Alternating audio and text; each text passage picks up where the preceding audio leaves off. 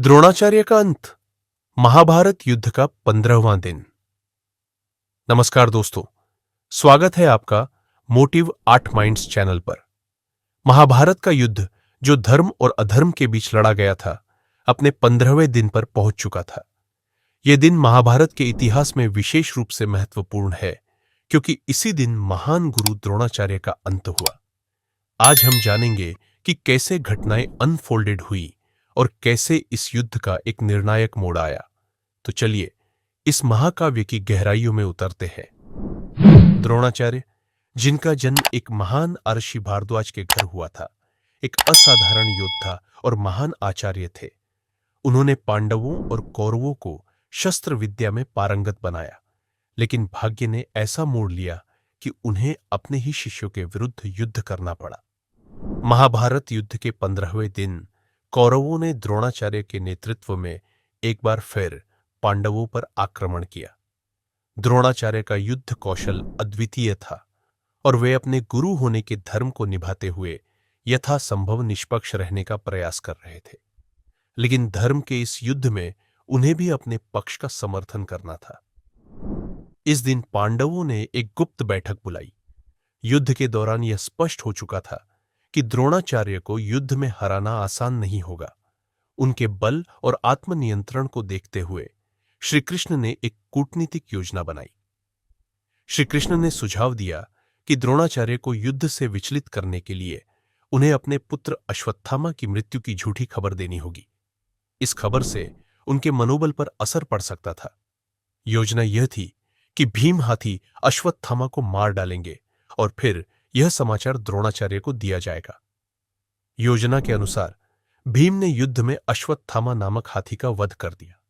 इसके बाद यह संदेश चारों ओर फैलाया गया कि अश्वत्थामा मारा गया। जब द्रोणाचार्य ने यह सुना तो वे विश्वास नहीं कर सके। उनके पुत्र अश्वत्थामा की मृत्यु की खबर उनके लिए असहनीय थी। उन्होंने इस खबर की पुष्टि के लिए धर्मराज युधिष्ठिर की ओर देखा, क्योंकि वे जानते थे कि युधिष्ठिर कभी झूठ नहीं बोलते। युधिष्ठिर ने अपने जीवन में कभी असत्य नहीं बोला था, लेकिन इस परिस्थिति में श्री कृष्ण के आग्रह पर उन्होंने एक चालाक उत्तर दिया। उन्होंने कहा, अश्वत्थामा हतोहत। अश्वत्थामा मारा गया और धीमे स्वर में जोड़ा, नरो वा कुंजरो वा, चाहे वह नर हो या हाथी। युधिष्ठिर के शब्दों ने द्रोणाचार्य को भ्रमित कर दिया। वे सोचने लगे कि क्या उनके पुत्र का वास्तव में निधन हो चुका है। उनके मन में उठते शोक और असमंजस ने उनके युद्ध कौशल को प्रभावित किया। वे अपने अस्त्र शस्त्र त्याग कर ध्यान में बैठ गए।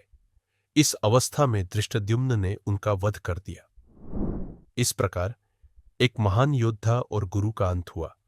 यह घटना महाभारत युद्ध के इतिहास में एक महत्वपूर्ण मोड़ साबित हुई।